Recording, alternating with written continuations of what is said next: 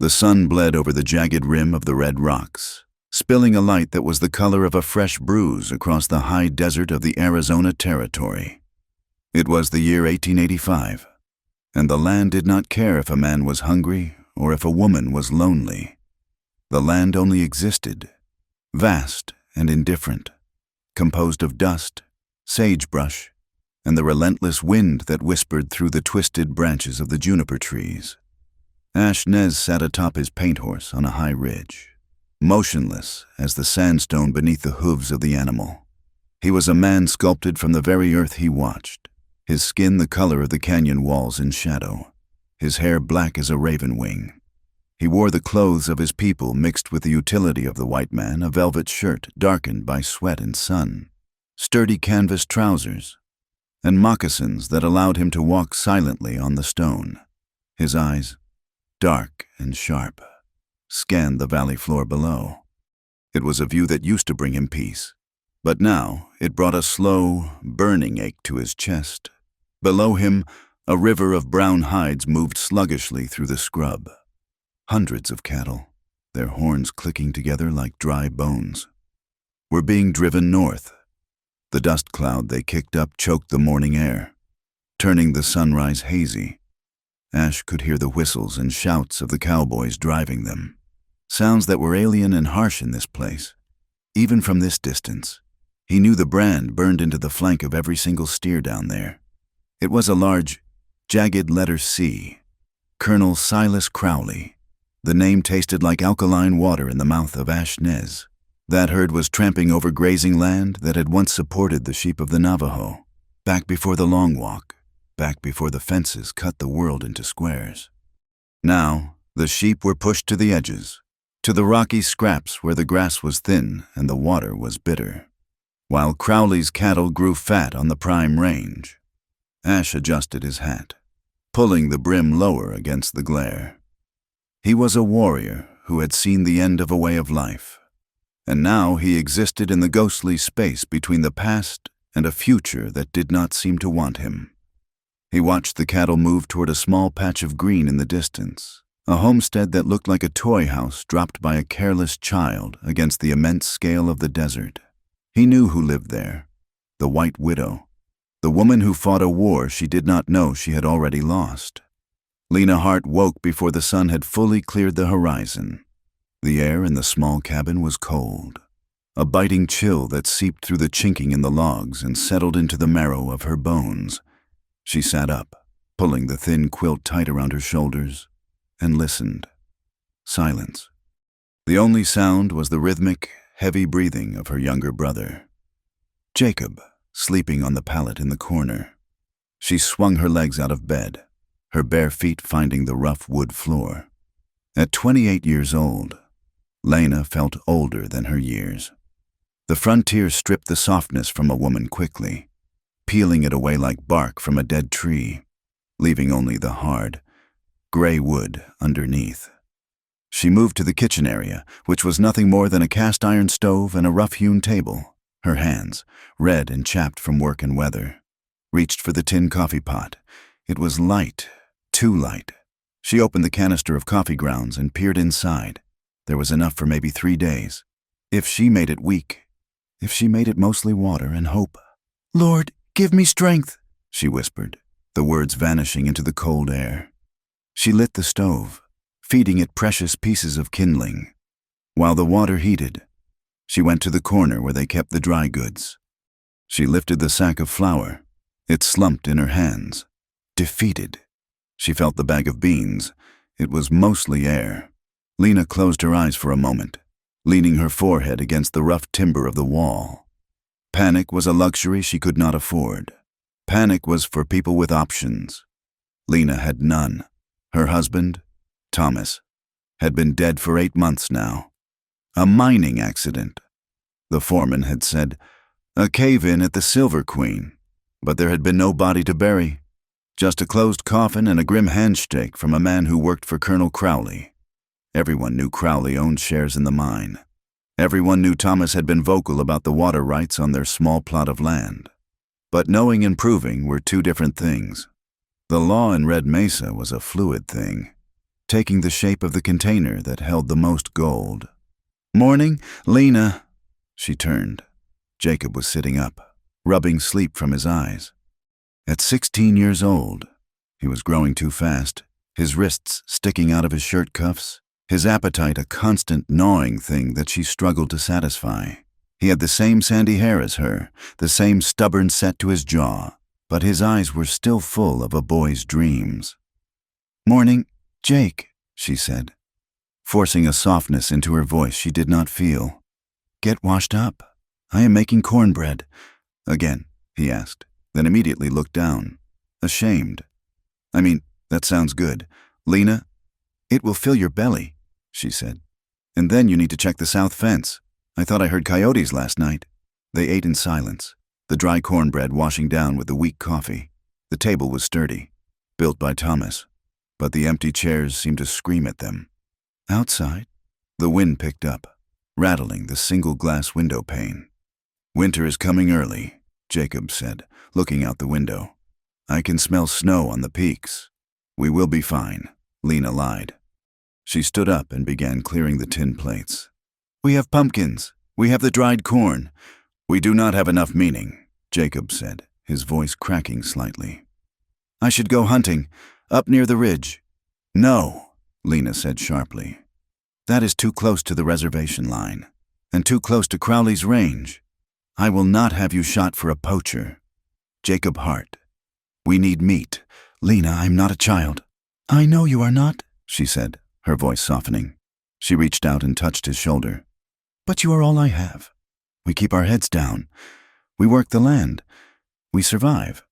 By mid-morning, the sun had turned traitor, baking the ground with a fierce heat that mocked the morning chill. Lena was by the well, turning the rusted handle of the winch. The bucket was heavy, and her shoulders burned with the effort. Suddenly, the ground vibrated. It was a low rumble at first, then a distinct rhythm of galloping hooves. Lena froze, her hand gripping the iron handle. She looked toward the road that ran along the edge of their property. 4 riders. They slowed as they approached the gate, their horses tossing their heads, bits jingling. They wore canvas dusters and hats pulled low, but Lena saw the brand on the horses' flanks. The Lazy Sea.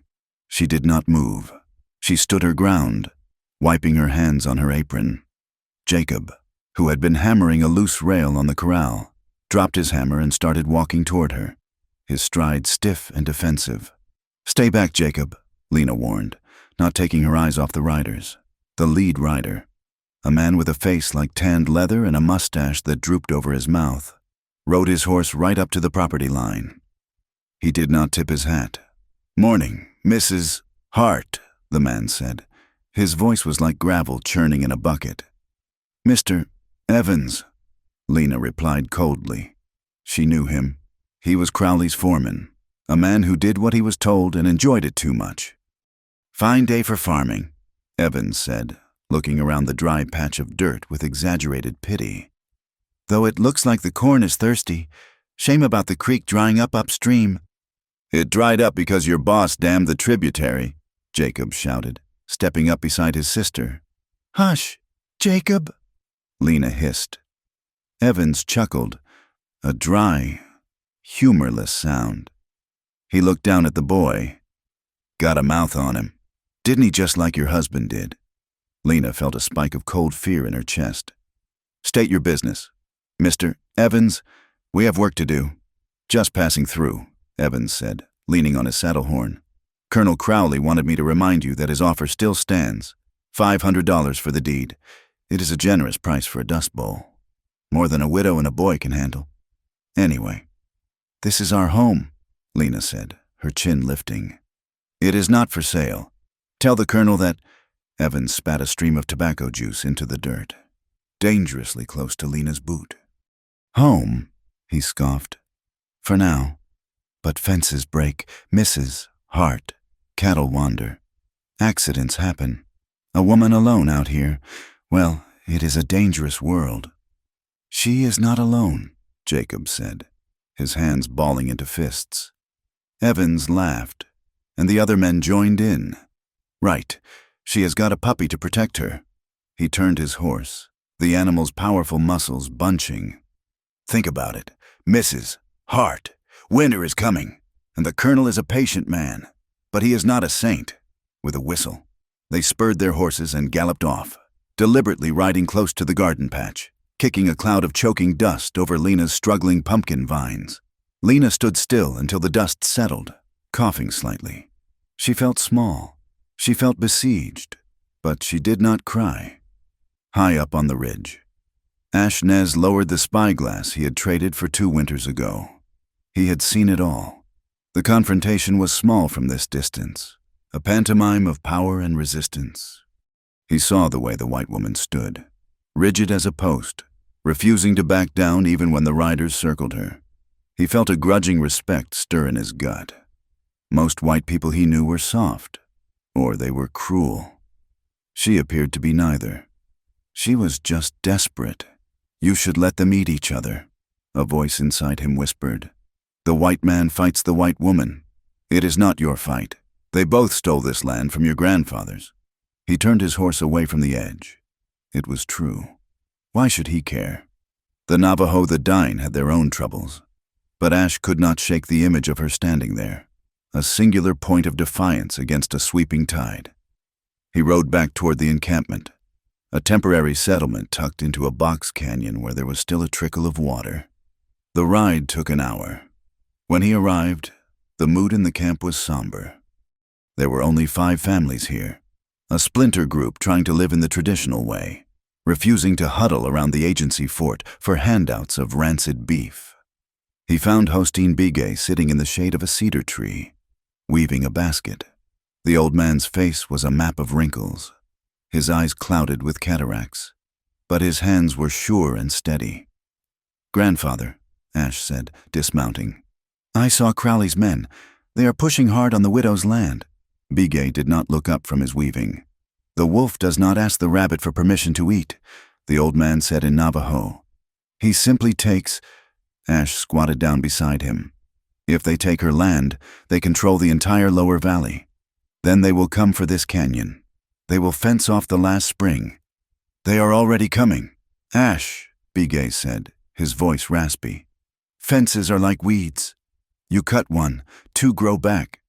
"We should stop them," Ash said, the anger flaring again. "We should cut the wire, scatter the herds." Bigay stopped weaving. He turned his face toward Ash. "And then the blue coats come. The sheriff comes. They will say the savages are rising. They will kill the young men and starve the women. We have walked that road. Ash, the trail is marked with blood. So we do nothing. We survive," Bigay said firmly. "We endure. Like the stone. The wind blows. The storm comes. But the stone remains." Ash stood up, frustrated. He paced the small circle of shade. "I am tired of being a stone. Grandfather, I am a warrior."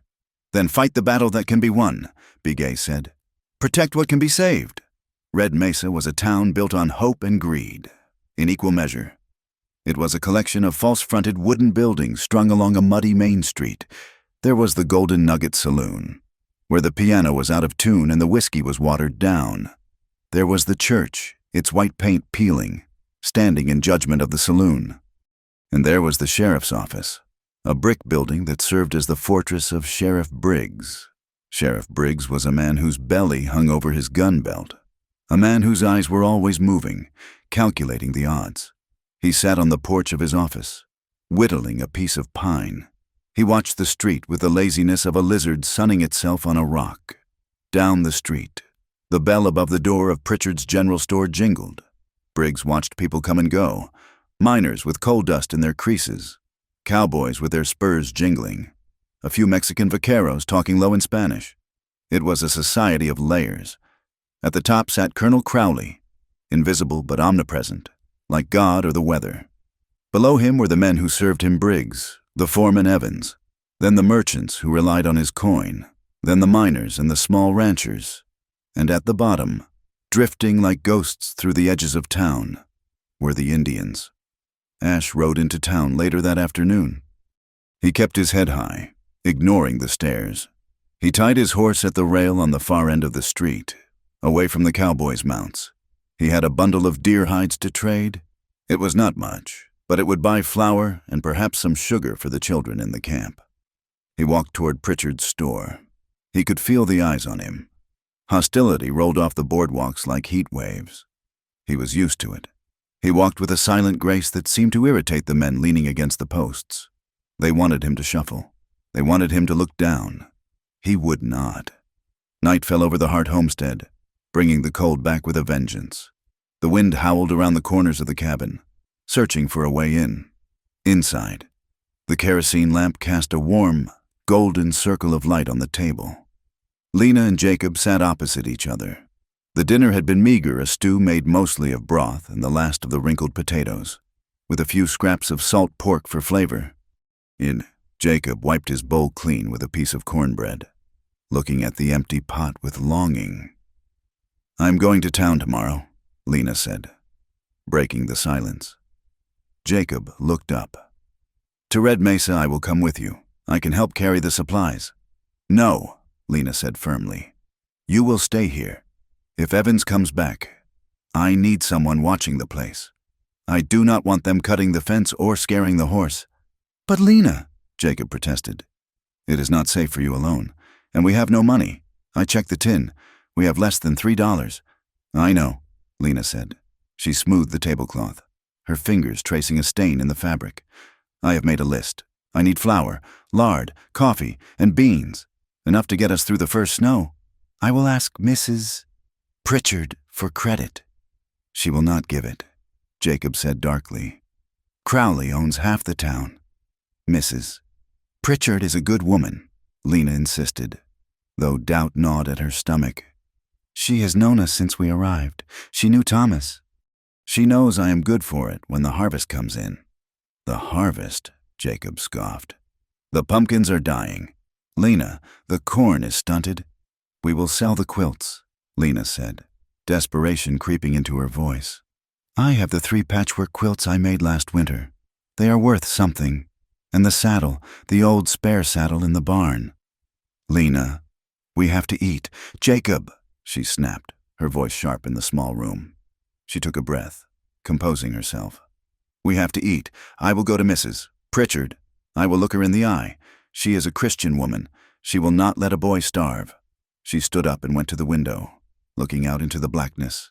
Somewhere out there, Crowley sat in his big house, warm and well-fed, plotting to take the only thing she had left. "I will preserve this land. Jacob," she vowed, her voice a whisper against the glass. "I promise you, I will not let them win." Up in the Box Canyon, miles away, Ash Nez sat by a small fire. He was cleaning his rifle, an old Winchester that had seen better days. The metal was worn smooth by his hands. He looked into the flames and saw the face of the white woman again. He wondered if she was sleeping. He wondered if she knew that the wolves were circling, and that the biggest wolf of all wore a colonel's uniform. He snapped the lever of the rifle shut. The sound echoed off the canyon walls, sharp and final. Tomorrow, he will go to the store. Tomorrow, their paths would cross, and the wind, which carried the sense of sage and danger, seemed to hold its breath, waiting for what would come. The die was cast, the players were moving, and in the vast, uncaring theater of the Arizona Territory, a tragedy or a salvation was about to begin. The ride into Red Mesa took the better part of 2 hours. The silence between Lena Hart and the squeaking wheels of the wagon was heavy with dread. The mule, a stubborn creature named Buster, seemed to sense the mood, plodding along with his head low, kicking up puffs of alkali dust that settled on Lena's faded calico dress. She touched the pocket of her skirt, feeling the hard, reassuring outline of the few coins she had left. $3.40. It was not enough to fill a larder for winter, but it was enough to buy dignity, or so she hoped. Red Mesa emerged from the heat shimmer like a collection of bleached bones. The false fronts of the buildings stood rigid against the vast blue sky, pretending to be civilization. As Lena maneuvered the wagon onto the main street, she felt the weight of eyes upon her. The town was busy. Men shouted from the livery stable, and the rhythmic clang of the blacksmith's hammer rang out like a bell tolling for the dead. But as she passed, conversations seemed to stutter and die. A woman sweeping a boardwalk paused, broom in hand, and turned her back. Two cowboys leaning against the trough spat into the dirt and watched her with eyes shadowed by their hat brims. Lena kept her chin high. She tied Buster to the hitching rail in front of Pritchard's general store, smoothing her skirt with trembling hands before pushing open the door. The interior of the store was cool and smelled of roasted coffee, pickle brine, and oiled leather, the scent of plenty. For a moment, Lena allowed herself to breathe it in, the aroma making her empty stomach cramp with sudden violence. Mrs. Pritchard was behind the counter, weighing a sack of sugar for the banker's wife. Lena waited by a barrel of dried apples, her hands clasped tightly in front of her. She rehearsed her speech. She would be polite. She would be firm. She would ask, not beg. When the banker's wife left, casting a pitying sideways glance at Lena, Mrs. Pritchard did not look up. She began wiping the counter with a rag, her movements jerky and nervous. "Good morning, Mrs. Pritchard," Lena said, forcing her voice to remain steady. "Mrs." Pritchard kept scrubbing a spot that was already clean. She was a round woman with a kind face that had gone slack with unease. "Mrs. Hart." "I have come for supplies," Lena said, stepping forward and placing her meager coins on the polished wood. "I need a sack of flour, 10 pounds of beans, a block of salt, and a small bag of sugar, if you have it." She paused, taking a breath that felt like inhaling glass. "And Mrs. Pritchard, I was hoping to put the rest on our account, just until the harvest comes in. The pumpkins are small, but the winter squash looks promising." The silence that followed was thick enough to choke on. Mrs. Pritchard finally stopped scrubbing. She looked up, and Lena saw fear in the older woman's eyes. Not anger, but fear. "I cannot do that. Lena." "Mrs. Pritchard said. Her voice was barely a whisper. "I know we are behind," Lena said quickly, pushing the coins forward. "But this is $3. It covers the flour and the beans. I just need credit for the rest. Jacob is growing fast, and it is not about the money." Mrs. Pritchard interrupted, her voice rising, brittle and sharp. She looked toward the back of the store, then to the front window, as if checking for spies. "I cannot sell to you, not on credit, not for cash." Lena felt the blood drain from her face. The room seemed to tilt. "I do not understand. My money is good, Mrs. Pritchard leaned over the counter, her face flushed red. "It is Colonel Crowley. He came by yesterday. He told my husband that anyone doing business with the Hart farm loses the contract for the Circle C ranch. We supply his bunkhouse. Lena, we supply his mining camp. If we lose that, we close our doors in a month." The words hung in the air, cruel and absolute. Lena stared at the woman she had known for 2 years, the woman who had given Jacob a stick of peppermint candy when they first arrived. Now, Mrs. Pritchard looked like a stranger. "He is starving us out," Lena whispered. "He is trying to kill us." "I am sorry," Mrs. Pritchard said, and she sounded it. She pushed the coins back across the counter toward Lena. "Please, just go, before someone sees you here." Lena looked at the silver coins. They looked useless now, round pieces of metal that could not buy bread because a rich man had decided they were worthless. She felt a stinging heat behind her eyes, the prickle of tears she refused to shed. She swept the coins back into her pocket. "I understand," Lena said, her voice trembling with a cold fury. "I understand that 30 pieces of silver buys a lot of flour these days." She turned on her heel. At the far end of the counter, in the shadows near the stack of wool blankets, a figure stood motionless. Ash Nez had been there the whole time. He had come to trade a bundle of deer hides and a pouch of mountain sage. He stood with the stillness of a hunter, his dark eyes taking in the entire scene. He saw the way the shopkeeper's hands shook. He saw the way Lena Hart's shoulders had slumped for a fraction of a second before she pulled them back into a line of rigid pride. Ash hated this town. He hated the way the air smelled of coal smoke and hypocrisy, but what he hated most was the look he had just seen on the white woman's face. It was a look he knew well. It was the look of someone being told they did not exist, that their life weighed less than a rich man's whim. It was the look his own father had worn when the soldiers told them they had to walk to Bosque Redondo. He felt a sudden, sharp anger in his chest. It was not his fight. She was white. She belonged to the people who built fences, but dignity recognized dignity, and cruelty recognized cruelty. Lena walked to the door, her head high, but her eyes were blind with unshed tears. She stepped out onto the boardwalk, the bell above the door jingling a cheerful, mocking farewell. The sun hit her like a physical blow. She stood by her wagon, her hand gripping the rough wood of the side, trying to breathe. The basket in her hand was empty.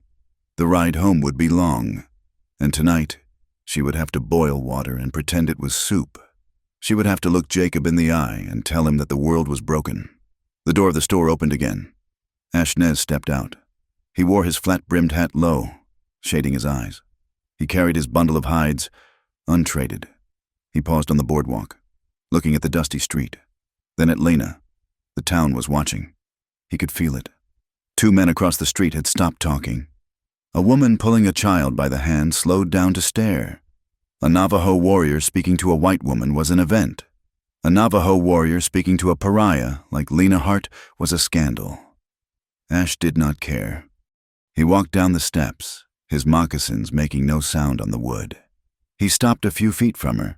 He was tall, and his shadow fell over her, blocking the harsh sun. Lena looked up, startled. She wiped her eyes quickly with the back of her hand, ashamed to be seen weeping. She saw the dark face, the high cheekbones, the eyes that held the stillness of the deep canyons. She saw the scar that ran along his jawline, a memory of violence. "Ma'am," he said. His voice was deep, like stones tumbling in a riverbed. Lena took a half-step back, her instinctual fear flaring. "I have nothing for you," she said, her voice brittle. "I have nothing for anyone." Ash looked at the empty wagon bed. Then he looked at her. He did not look with pity. He looked with recognition. "They will not sell to you," he stated. It was not a question. "No," Lena said, lifting her chin. "They will not." Ash looked toward the store, then back at her. He stepped closer, invading the polite distance that society demanded be kept between their races. He lowered his voice, so only she and the wind could hear. "Ride with me," he said. Lena blinked, confused. "What?" "Ride with me," Ash repeated. "My camp is not far. We have corn. We have meat. I will fill your table tonight." The offer hung between them, outrageous and impossible. For a white woman to ride alone with a Navajo man was social suicide. It confirmed every whisper, every slur the town had thrown at her. It was dangerous. He was a warrior, a man her culture told her was a savage. Lena looked at him. She saw the rough texture of his velvet shirt. She saw the calm capability in his hands. Then she looked past him, at the town that had just starved her out. She saw the closed doors.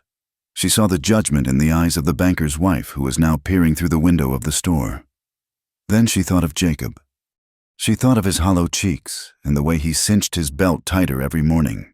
She thought of the cold stove, a war waged inside her, pride against hunger, fear against survival.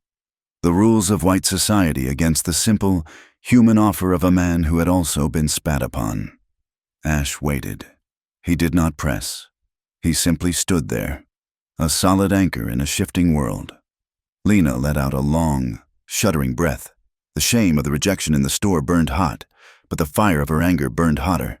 If Red Mesa cast her out, then she would go where she was welcomed. "Yes," she whispered. Ash nodded once, a sharp dip of his chin. He turned and walked to his horse, a sturdy paint with a mane that whipped in the wind. He mounted in one fluid motion, then extended a hand down to her. It was a calloused hand, a strong hand. Lena hesitated for one heartbeat. Then she reached up. His fingers closed around her wrist, warm and firm. He pulled, and she scrambled up behind him, settling onto the blanket behind his saddle. It was an intimacy that shocked her. She had to wrap her arms around his waist to keep her balance. She could feel the heat of his body through his shirt. She could smell the scent of him: pine smoke, sage, horse sweat, and old leather. It was an earthy, masculine scent, alien yet strangely comforting. Her chest was pressed against his back. She was closer to this man, this stranger, than she had been to anyone since her husband died. Ash clucked to the horse, and they moved off. He did not look back at the town. He rode straight down the center of the street, defying them to speak. Lena buried her face in the fabric of his shirt, hiding from the stares. But her arms held on tight. From the porch of the sheriff's office, Sheriff Briggs watched them go. He stopped whittling, his knife hovering over the wood. Beside him stood a man in a dusty coat. Frank, one of Crowley's hired guns. "Well, I will be damned," Frank muttered, spitting a stream of tobacco juice over the rail. "Would you look at that, the widow and the savage?" Briggs narrowed his eyes. "Crowley is not going to like this." "I reckon he might," Frank chuckled, a low, nasty sound. "Makes it easier, does it not? Now she is not just a poor widow holding on to her land. Now she is an Indian lover. Folks around here do not take kindly to that. We will not even have to drive her out. The town will do it for us." "Maybe," Briggs said, sheathing his knife. "But that Navajo, that is Ash Nez. He was a scout for the army before he turned. He is not one to be trifled with. He is just one Indian." Frank shrugged. "And she is just one woman. Starve the bird, Sheriff, and you get the nest. Crowley wants that water access. If we squeeze her belly tight enough, she will sign the deed just to buy a biscuit." Briggs watched the two figures shrinking in the distance, heading toward the red cliffs. "Seems like she found someone else to buy her biscuits." He grunted. "Keep an eye on them. Frank, if Nez starts bringing trouble down from the hills, we might have to teach him a lesson about where the reservation line really is." They did not ride toward Lena's homestead. Ash turned the horse north, away from the wagon road, picking a path through the scrub brush and rocky arroyos that Lena would have never dared to traverse alone. The land changed as they rode. The flat, dusty plains gave way to rising sandstone formations, twisted towers of rock that looked like frozen giants. The air became cooler as they climbed. Lena loosened her grip slightly, allowing herself to look around. This was the land Ash saw, the hidden pockets of beauty that the ranchers ignored because cows could not graze on stone. Ash did not speak, but his presence was a constant communication. She could feel the way he adjusted his weight to help the horse up a steep incline, the way his muscles tensed when a jackrabbit bolted from the brush. He was part of the animal, part of the land. After an hour, they crested a ridge and looked down into a box canyon. It was a hidden place, sheltered from the wind. Tents and makeshift hogans were scattered among the juniper trees. Smoke curled lazily into the sky. Dogs barked, rushing out to meet them, thin yellow curses that wagged their tails tentatively. Ash rode into the center of the camp and stopped. He slid off the horse, then turned to help Lena down. Her legs felt wobbly as her boots hit the sandy ground. The camp went silent. Women stopped grinding corn. Children peeked out from behind their mothers' skirts. An old man sitting by a fire looked up, his eyes clouded but sharp. Lena felt the weight of their gaze, different from the town but just as heavy. Here, she was the intruder. She was the face of the enemy. Ash ignored the silence. He walked to his horse and untied the bundle of deer hides. He walked over to a group of women who were working near a drying rack. He spoke to them in Navajo, his voice low and fluid. The language sounded like water flowing over rocks. He gestured to Lena, then to the hides. He held out the bundle months of hunting, weeks of curing, and placed it on the ground before the matriarch of the group, a woman with silver hair and a face etched with deep lines. The woman looked at the hides. They were prime quality, worth much more than a few bags of food. She looked at Ash and asked him a question in her tongue. Ash answered simply, just one word. The woman looked at Lena. Her expression softened. "Just a fraction?" She nodded. Ash turned back to Lena. "Wait here," he said. He and the women began to move. They brought out sacks made of rough cloth. They filled them, dried corn, hard and yellow, pinto beans, strips of jerky that smelled of smoke and pepper, a small pouch of dried herbs. Ash gathered it all. It was a heavy load. He walked back to Lena and placed the sacks at her feet. "It is not flour," he said, "and it is not sugar, but it will keep the boy fed." Lena looked at the food. It was more than she had hoped for. It was survival. She looked at Ash, realizing what he had done.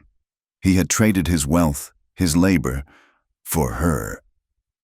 "Ash," she said, her voice trembling, "you gave them your hides. Those were for...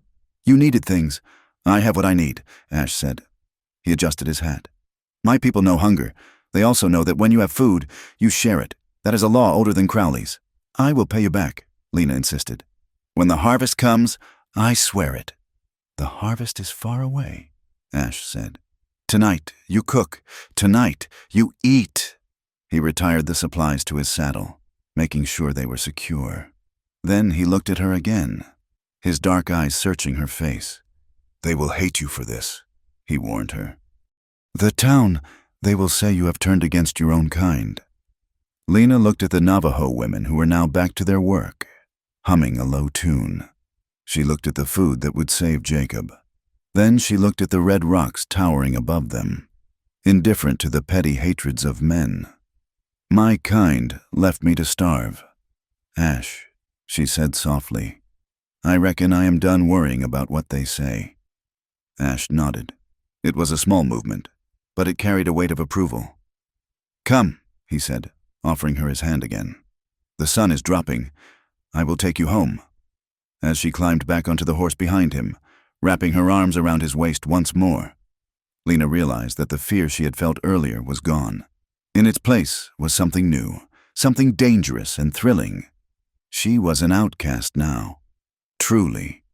But as the horse picked its way back toward the valley floor, carrying them through the violet shadows of the evening, Lena's heart felt stronger than she had in a very long time. She was riding with a warrior, and for the first time in months, she was not alone. The moon had already risen, a pale sliver of bone against the indigo velvet of the sky. When Ash Nez and Lena Hart rode into the yard of the homestead, the sound of the hooves was heavy in the silence, a rhythm that seemed to beat against the walls of the small cabin. Before Ash could even bring the paint horse to a full stop, the cabin door flew open. A rectangle of yellow lamplight spilled onto the dirt, cut by the shadow of a boy. Jacob stood there, his silhouette thin and wiry, clutching an old single-barreled shotgun that looked too big for his shoulder. The barrel wavered, pointing generally at the chest of the Navajo warrior. "Jacob, put it down!" Lena called out, her voice sharp with exhaustion and fear. She slid down from behind Ash, her legs trembling slightly as they hit the ground. "Who is that?" Jacob's voice cracked, hovering between the bravado of a man and the terror of a child. "Lena, get away from him. He is an Indian." Ash sat motionless in the saddle, his hands resting casually on the horn, though his eyes were locked on the boy's trigger finger. He did not look afraid. He looked patient, like a man waiting for a storm to pass. "He is a guest, Jacob," Lena said, marching up to the porch and pushing the barrel of the gun toward the ground. "And he has brought us dinner. Now put that rusting iron away before you blow a hole in the roof." Jacob lowered the gun, his eyes wide as he looked from his sister to the dark figure on the horse. "Dinner." Ash dismounted then, moving with a fluid grace that made no sound. He untied the heavy sacks from his saddle and hoisted them onto his shoulder as if they weighed nothing. He walked past the stunned boy and into the cabin, placing the supplies on the rough-hewn table. Jacob stared at the sacks dried corn, pinto beans, strips of cured venison. The smell of the meat filled the small room, rich and smoky, overpowering the stale scent of despair that had hung there for weeks. He gave us this," Jacob whispered, looking at Ash with a mix of suspicion and awe. "His name is Ash Nez," Lena said, closing the door against the night wind. She took off her bonnet, her hair tumbling down around her shoulders. "And you will treat him with respect. Jacob, he saved us today when the whole town turned their backs." Ash removed his hat, revealing his long black hair tied back with a strip of red cloth. He looked at the boy. "The gun needs oiling," he said quietly. "The spring is stiff. If you had pulled the trigger, it might have exploded in your face." Jacob flushed crimson, looking down at the weapon. "I keep it clean." "Clean is not enough," Ash said. "It must be functional." He turned to the stove, and without asking for permission, began to stoke the dying embers. Lena watched him, momentarily paralyzed by the strangeness of it. A Navajo warrior was standing in her kitchen, adjusting the flue of her stove, while her brother watched with his mouth slightly open. "I will cook," Ash said, looking at the dried meat.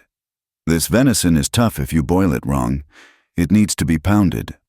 Lena moved to help him, and for the next hour, the small cabin was filled with the sounds of industry.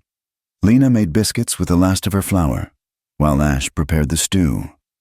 She watched him out of the corner of her eye. His hands were large, the skin roughened by years of riding and hunting, scarring mapping the back of his knuckles. Yet, when he handled the knife to slice the meat, his movements were precise, almost delicate. He crushed dried sage between his palms, sprinkling it into the pot, his face serene.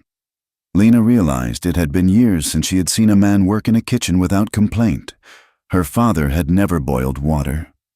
Thomas, God rest his soul, would help only when asked, and usually with a heavy sigh that suggested he was doing her a great favor. Ash moved as if cooking was just another skill, no different from tracking or riding, holding no shame for a man. When they finally sat down to eat, the stew was thick and flavorful, the sage adding a wild, earthy taste that warmed them from the inside out. Jacob ate with a ferocity that broke Lena's heart, scraping his bowl clean and looking for more. Ash pushed his own portion slightly toward the boy, claiming he was not hungry. "So," Jacob said, wiping his mouth with the back of his hand, his fear replaced by a belly-full curiosity. "You are a warrior. Did you fight the cavalry?" "Jacob," Lena warned. Ash looked at the boy, his expression unreadable. "I fought long ago, when I was not much older than you." "Did you win?" Jacob asked. A shadow passed over Ash's face. "We are here, sitting at this table," he said. "But my people are not free to roam. So, you tell me, did I win?" The question hung in the air, heavy and unanswerable. Lena cleared her throat, steering the conversation away from the edge. "My husband, Thomas, he worked in the mines. He thought that if he worked hard enough, the land would respect him. He did not understand that the land does not care about hard work. Only men care about that." Ash looked at her. "How did he die?" "They said it was a collapse," Lena said, her voice tightening. "A support beam gave way in Gallery 4, but Thomas was the most careful man I knew. He told me, 2 days before it happened, that he had found a vein that ran deep, but it ran toward the water table. He said Crowley's men were cutting corners, blasting too close to the underground springs." "Water," Ash said, nodding slowly. "There is always water in this desert. Men kill for gold, but they die for water."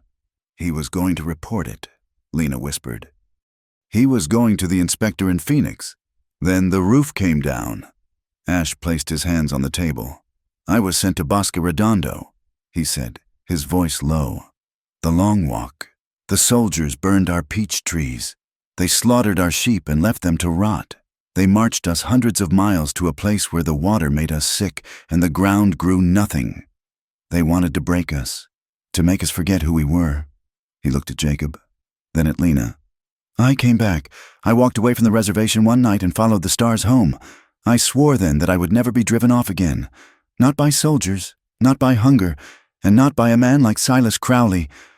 Lena felt a shiver run down her spine. It was not fear, but a resonance. His loss was vast, a tragedy of a whole people, while hers was singular and personal. Yet they vibrated with the same frequency. They were both survivors clinging to the wreckage. The next morning dawned crisp and clear, the sky a piercing blue that hurt the eyes. Ash did not leave. He had slept in the barn, curled up in a blanket near his horse. declining Lena's offer of the floor by the stove. By the time Lena came out, Ash and Jacob were already at the south pasture. The fence there was a disaster, the rails rotted and leaned drunkenly. Ash was showing Jacob how to strip the bark from a cedar post to prevent rot, his voice patient and low. "You have to set it deep," Ash was saying. "If the post is shallow, the bull will push it over just to scratch his itch." Jacob was listening intently, nodding.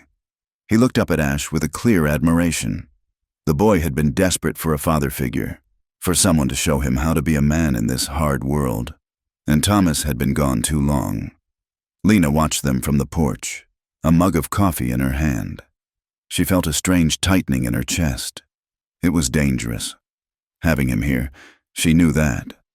But seeing Jacob laugh as Ash showed him a trick with a knot, seeing the fence stand straight for the first time in months, it felt right. Then the dust cloud appeared on the road. Lena stiffened. She set her mug down on the railing and stepped into the yard. Ash saw it too. He straightened up, wiping his hands on his trousers. He said something to Jacob, who moved to stand behind him. 5 riders. They were Crowley's men, moving with the arrogance of ownership. They pulled up at the fence line, their horses dancing nervously at the scent of the Navajo paint horse nearby. The leader was a man Lena did not know, a young cowboy with a reckless grin and a pistol tied low on his thigh. But she recognized the man beside him, Frank, the gunman she had seen in town. "Well now," Frank called out, leaning over his saddle horn. "The sheriff said you had got yourself a pet, Mrs. Hart. I did not believe it." Lena walked to the fence, her heart hammering against her ribs. But her face was a mask of stone. "Get off my land, Frank." "It is free range, darling," Frank sneered.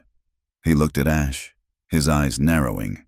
"And you are far from the reservation, Buck. You got a pass to be off the res." Ash did not answer. He stood with his feet apart, his weight balanced. His hand drifted casually to his belt, resting near the hilt of his heavy hunting knife. He did not draw it, but the threat was unmistakable. "I asked you a question, boy," the young cowboy shouted, spurring his horse forward a few steps. "Or do you not speak English? Maybe I should speak in the lead." Jacob stepped forward, his face pale but his jaw set. "He speaks better English than you do." "Jacob, hush," Lena commanded, though she felt a surge of pride. She looked at Frank. "Ash Nez is working for me. He is hired to help. And unless you want to explain to the federal marshal why you are harassing a woman and her workers on deeded land, you will turn those horses around." Frank laughed, a harsh, ugly sound. "Workers, is that what you call it? Folks in town have a different word for a white woman shacking up with a savage." The insult hung in the air, vile and poisonous. Lena felt the heat rise in her cheeks, a mix of shame and fury. Ash's expression did not change, but the muscles in his forearm coiled tight as steel cables. He took one step forward. The movement was so sudden and so full of violence that the young cowboy's horse reared in panic. "Control your animal," Ash said, his voice cutting through the dust like a whip. "Before it hurts you." Frank put a hand on his pistol. "You're threatening me, Redskin." "I am telling you," Ash said calmly. "Your cinch is loose, and your horse smells your fear." Frank looked down, momentarily distracted. And in that second, the power dynamic shifted. Ash held the silence, refusing to break eye contact. "We are leaving," Frank spat, pulling his horse's head around. He looked at Lena with cold malice. "Enjoy your plaything, Mrs. Hart, but keep an eye on that corn. Cows are dumb animals. They might just wander right through here tonight. Be a shame if everything you have got trampled into the mud." With a whistle and a cloud of dust, they were gone. Lena stood trembling as the sound of their hooves faded. She felt dirty, the slurs clinging to her skin. She turned to Ash, expecting to see anger, or perhaps judgment. "I am sorry," she said, her voice shaking. "I am so sorry they spoke to you that way." Ash looked at the horizon where the riders had disappeared. "Words are wind," he said.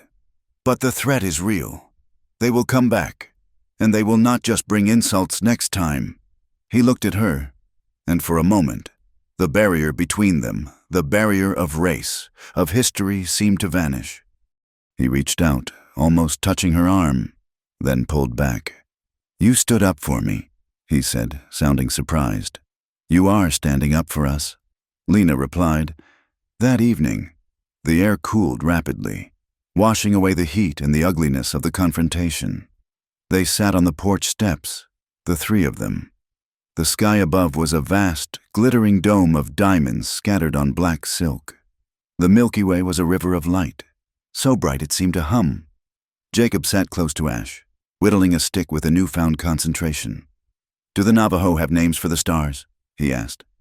Ash leaned back against the porch post. "We do, but they are not like your names. Your people draw lines between the stars to make pictures of men and bears. My people see the fire itself." He pointed a long finger toward the cluster of stars Lena knew as the Pleiades. "There, that is Dilyehi, the pin-like stars. They tell us when to plant and when to harvest. When they set in the twilight, the frost is coming." "And that one," Jacob pointed to the North Star. "That is the campfire of the North," Ash said. "It does not move. It watches over the traveler." He began to tell a story, his voice rising and falling in the cadence of an oral tradition thousands of years old. He told them of the first man and first woman, and how the coyote, impatient with the slow placement of the stars, had snatched the buckskin bag and flung the crystals into the sky, creating chaos and beauty in equal measure. Lena listened, mesmerizing not just by the story, but by the teller. She watched the way the starlight caught the angles of his face. She thought about the ride from town, the feel of his back against her chest. She knew the town was whispering. She knew Mrs. Pritchard was probably praying for her soul, and Sheriff Briggs was likely planning her ruin. But sitting here, under this immense sky, those things felt small. Ash offered her a different way of seeing the world, not as something to be conquered and fenced, like Crowley believed, but as something to be understood and lived within. It was a language of freedom she had yearned for without knowing it. She looked at him, and he turned his head, catching her gaze. In the darkness, the unspoken attraction between them pulled tight. It was terrifying. It was a forbidden thing, but it felt more real than the wedding ring she still wore on her finger. The peace did not last. The next morning, Ash went to check the eastern boundary of the property, near the dry creek bed. He took Jacob with him, teaching the boy how to read the ground for tracks. When they returned an hour later, Ash's face was grim. He walked straight to Lena, who was feeding the chickens. "We have a problem," he said. "The cowboys?" Lena asked, clutching the feed bucket. "No, the land itself," Ash said. "Get your coat. You need to see this." They walked to the edge of the property, where a pile of stones marked the corner of the Hart claim, or where it was supposed to be. Ash pointed to a depression in the earth, about 50 yards closer to the cabin than the boundary should have been. The grass was matted down, and there were drag marks in the dirt. "The marker was here," Ash said, pointing to the hole. "They dug it up, and they moved it." He pointed 50 yards inward, where the stone cairn now stood, looking innocent and permanent. "They moved it back," Jacob said, his voice rising. "They are stealing our land." 50 yards, Ash calculated, his eyes scanning the terrain. "Along the whole eastern line, that takes the creek bed. It takes the best soil for grazing." "Crowley," Lena whispered. "He is not just bullying us. He is rewriting the map."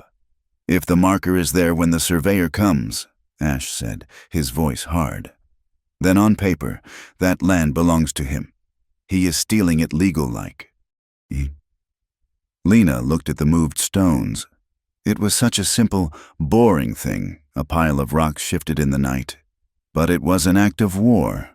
It was the first shovel of dirt on their grave. "What do we do?" Jacob asked, looking from Ash to Lena. "Will we move it back?" "If we move it back, they will say we tampered with it," Ash said. "They will arrest us for defacing a survey marker." He turned to Lena. The gentle storyteller of the night before was gone. In his place was the warrior who had survived the long walk, "This is how it starts," Ash said. "First the paper, then the fences, then the bullets. If you stay here, Lena, there will be blood. I need you to know that." Lena looked at the stolen land. She looked at the boy who depended on her. And she looked at the man who had filled her table and defended her honor. "I am not leaving, Ash," she said, her voice trembling but resolute. "This is my home. Let them come." Ash nodded slowly. He reached down and checked the load in his revolver. "Then we prepare," he said, "because the wolf is at the door." The mayor's office in the Red Mesa Town Hall smelled of stale tobacco smoke, floor polish, and the dusty stagnation of bureaucracy. It was a room where decisions were made that affected lives, yet it felt completely detached from the reality of the sweat and blood shed on the land outside. Lena Hart stood before the heavy oak desk, her hands gripping the back of a wooden chair until her knuckles turned white. To her left stood Jacob, trying to look taller than his 16 years, and to her right, silent and imposing as a granite cliff, stood Ash Nez. Sheriff Briggs leaned against the wall, cleaning his fingernails with a knife, a smirk playing on his lips. Behind the desk sat the town clerk, a nervous man who kept glancing at the sheriff. But the center of gravity in the room was the man sitting in the leather armchair by the window, Colonel Silas Crowley. Crowley was a handsome man in the way a predator is handsome. He wore a tailored suit that cost more than Lena's farm would make in 10 years. His silver hair was perfectly coiffed, and his eyes were a piercing, icy blue that seemed to lack any capacity for warmth. "I do not understand the hostility, Mrs. Hart," Crowley said, his voice smooth like oil sliding over a whetstone. "I am simply trying to rectify a clerical error." "It is not an error," Lena said, her voice trembling with suppressed rage. "Your men moved the boundary stones. You stole 50 yards of creek frontage. That water is the only reason my corn grows." Crowley sighed, a theatrical gesture of patience. He reached into his breast pocket and withdrew a folded piece of paper. He smoothed it out on the desk. "This is a deed of sale, dated 8 months ago," Crowley said, "signed by your late husband, Thomas Hart. It clearly states that he ceded the riparian rights to the lower creek to the Circle C Ranch in exchange for debt forgiveness." Lena stared at the paper. "That is a lie. Thomas never had debts, and he would never sell the water. Thomas was a man of secrets," Crowley said softly. "Gambling is a terrible vice. Mrs. Hart, it eats at a man's judgment." "Thomas did not gamble," Jacob shouted. Stepping forward, Sheriff Briggs pushed off the wall, his hand dropping to his gun belt. Ash Nez shifted his weight, interposing himself slightly between the sheriff and the boy. Crowley held up a hand to stop the sheriff. He looked at Lena with mock sympathy. "The signature is verified, Mrs. Hart, but that is not the only issue. With the new boundary assessment, your property value has been recalculated. You are in arrears on your property taxes. $200. $200, Lena gasped. "That is impossible. The assessment was $40 last year." Land values rise when civilization arrives," Crowley said, gesturing to himself. "If you cannot pay the taxes by the 1st of the month, the territory will seize the land. I would be forced to buy it at auction. It would be a shame to see you thrown out with nothing. Sell to me now, and I will give you enough to take the boy back east." Lena felt the trap snapping shut. It was a perfect circle of corruption. "My husband did not sign that paper," Lena said, her voice low. "And he did not die in an accident." The room went deadly silent. Crowley's smile did not waver, but his eyes hardened. "Careful, Mrs. Hart," Crowley said. "Grief can make the mind wander into dangerous territories." "He told me the mine was unsafe," Lena pressed, adrenaline making her reckless. "He told me he was going to report you, and 2 days later, the roof fell on him." Crowley stood up. He walked over to Lena, invading her space. He smelled of bay rum and expensive cigars. "Thomas was a stubborn man," Crowley whispered, loud enough only for them to hear. "He always insisted on digging where the ground was soft. It is a tragedy when a man digs his own grave because he refuses to listen to reason. Do not make the same mistake with the boy." Ash Nez stepped forward. The movement was subtle, but the threat was palpable. Crowley looked at the Navajo warrior, his lip curling in distaste. "I see you have hired a guide." Crowley sneered. "Does he sleep in the barn, Mrs. Hart, or have you let the savage into the house? He is twice the man you are," Lena said, her voice shaking. "Come, Jacob, Ash, we are done here." She turned and walked out, her head high, but inside, she was screaming. As they exited the building, Ash glanced back.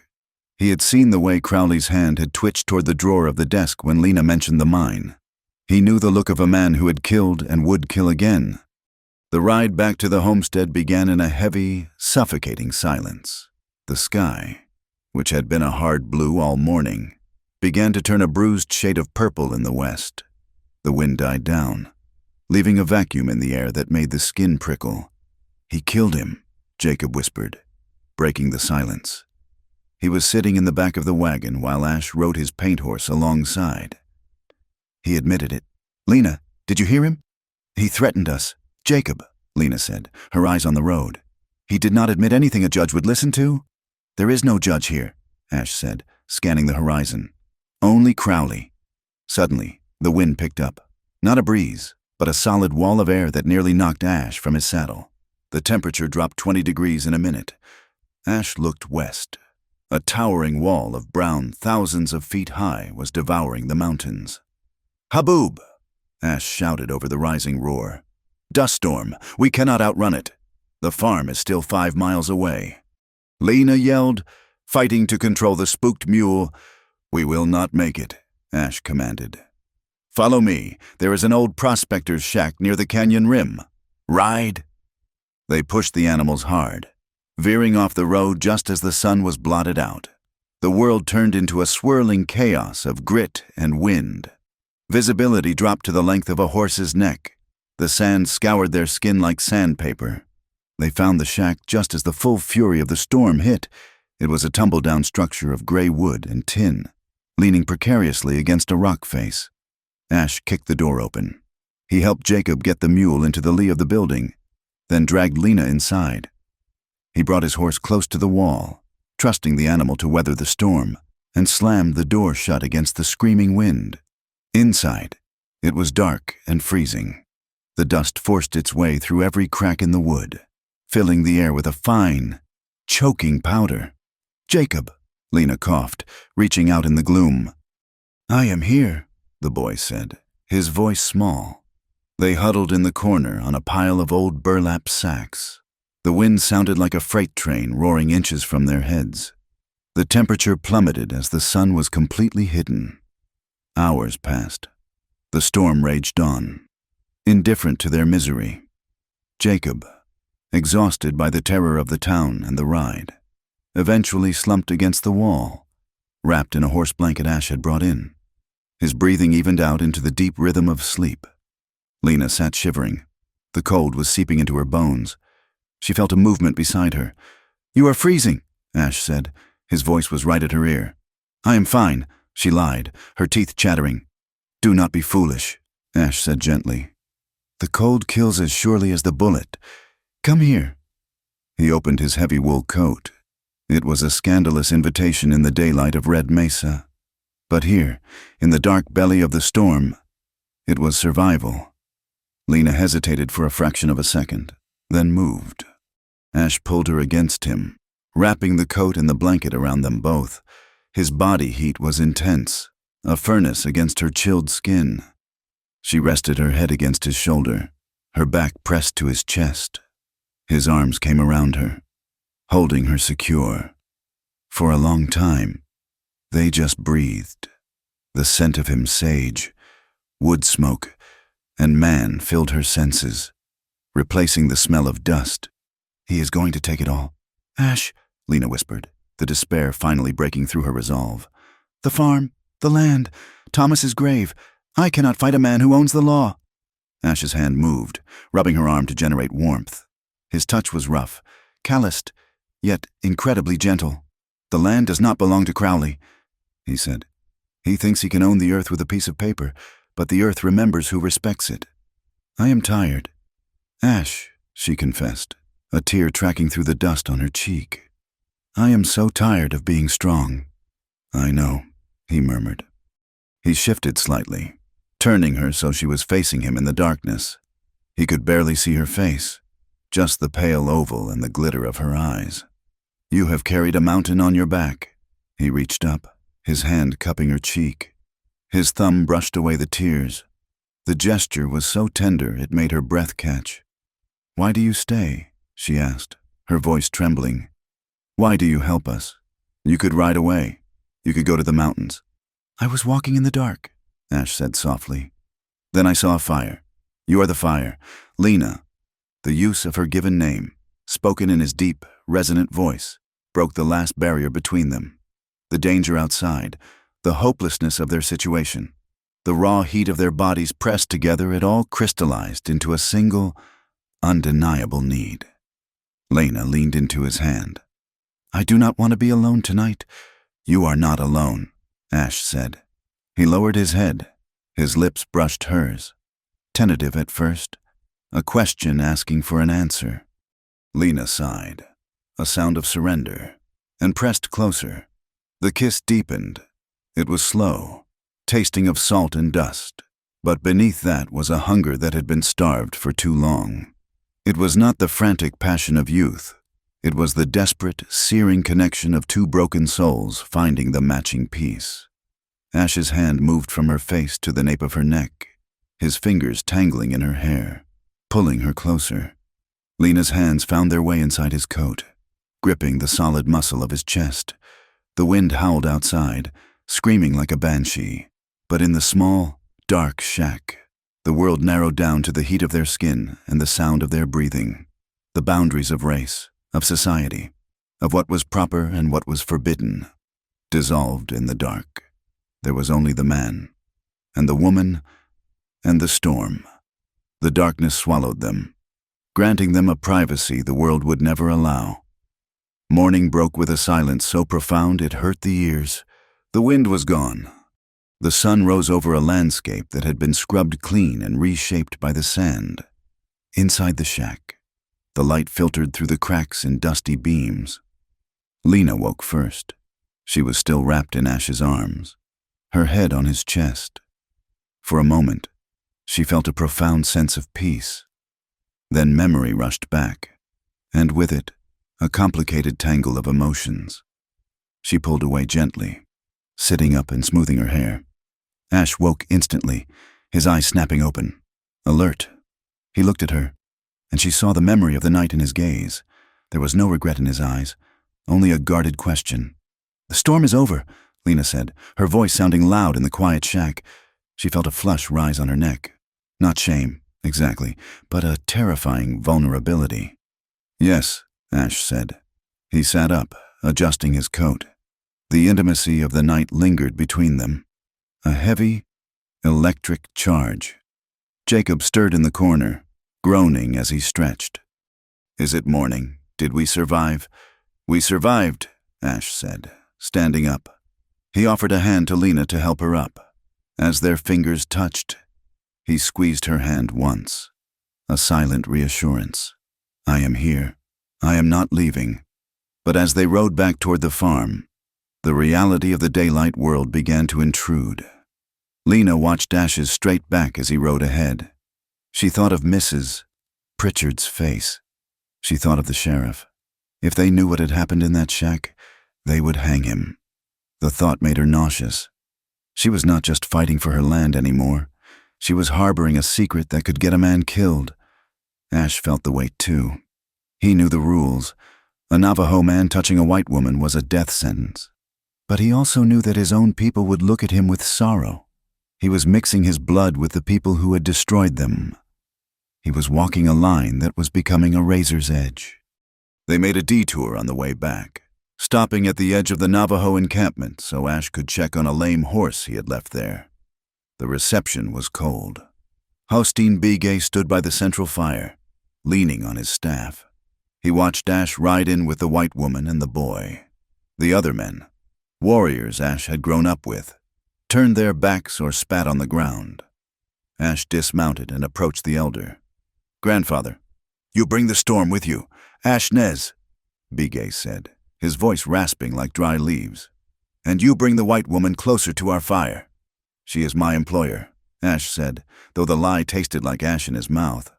Bigay looked at him with milky eyes. "Do not lie to an old man.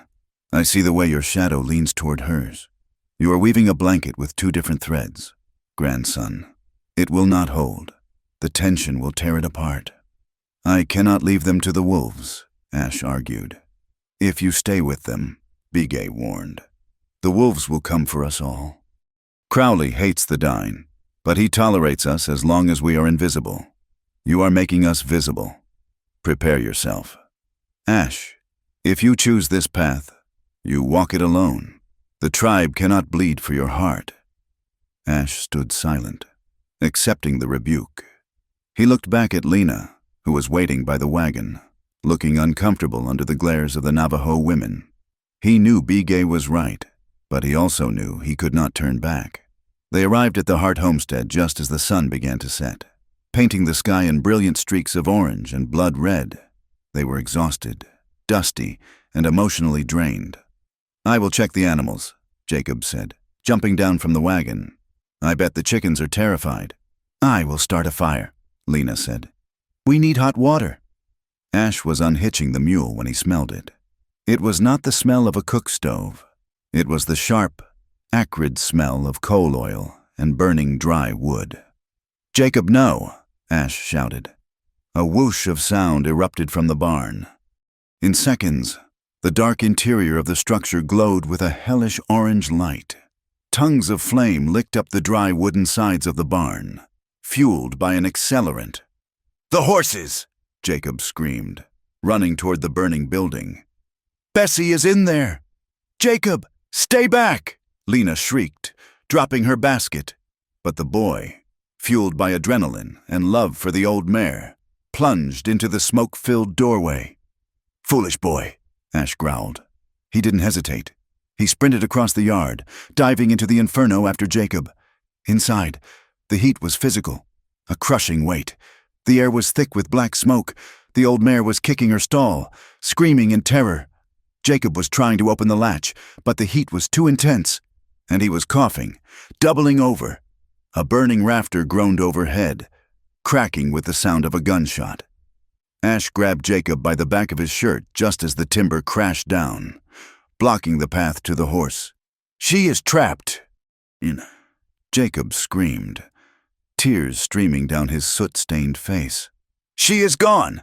Ash roared, grabbing the boy around the waist. "Move!" He dragged the struggling boy out of the barn, shielding Jacob's body with his own as sparks showered down on them. They tumbled out into the dirt of the yard just as the roof collapsed inward with a deafening crash, sending a geyser of sparks into the night sky. They lay in the dirt, coughing. Lena was there in an instant, falling to her knees. "Jacob! Oh, God, Jacob!" She frantically checked him. His eyebrows were singed, and his arm was red and blistering where the heat had seared him. But he was alive. Ash sat up, brushing burning embers from his hair. His velvet shirt was scorched. He looked at the barn. It was a total loss. The scream of the horse had stopped. The silence that followed was more terrible than the noise. "They burned it," Jacob sobbed, clutching his burned arm. "They killed Bessie." Lena looked at the fire. Her face was pale, illuminated by the destruction of her livelihood. Tears streamed down her face, not from smoke, but from a breaking heart. "This is my fault," she whispered. "I should have sold. I should have given him what he wanted. Now he is going to kill us all." She looked at Ash, her eyes wide with panic. "You have to go. Ash, take Jacob. Take him to the reservation, or to the fort, anywhere but here. I will sign the papers. I will end this." Ash stood up slowly. He looked at the ruins of the barn. He looked at the darkness beyond the firelight, where he knew Crowley's men were watching, laughing. He reached down and pulled Lena to her feet. He gripped her shoulders, his fingers digging in hard enough to bruise. "No," he said. His voice was terrifyingly calm. "Ash, please," Lena begged. "They will kill you." "I ran before," Ash said. "When the cavalry came to the canyon to Chelly, I ran to hide my family. They found us anyway. I ran on the long walk. I kept my head down. I survived." He looked at Jacob, who was staring up at him, shaking with pain and rage. Then he looked at Lena. "I am done running," Ash Nez said. "Crowley wants a war. Then we will give him a war." He turned toward the darkness, his hand resting on the butt of his revolver. The firelight danced in his eyes, not as a reflection, but as a burning intent. The time for talking was over. The time for law was over. Now, there was only the land, and the blood it demanded. The plan was born in the smoky back room of the Golden Nugget Saloon, a place where the shadows were long enough to conceal a conspiracy.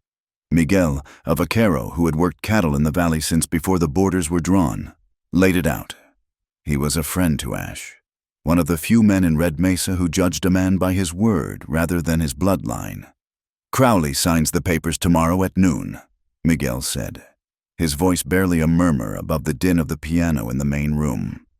"The man from the railroad, Mr. Sterling, arrived this evening. He is staying at the main house. Once that ink is dry, Crowley has the federal backing to clear the land. He will have the army behind him." Lena sat at the small round table, her hands clasped tight. Her eyes were red-rimmed from the smoke of her burning barn, but her jaw was set like iron. "Then we stop him before noon." "We cannot just ask him to stop, Lena," Ash said. He stood in the corner, obscured by the gloom. "We need proof. We need the paper that connects him to the fire, or the false deed."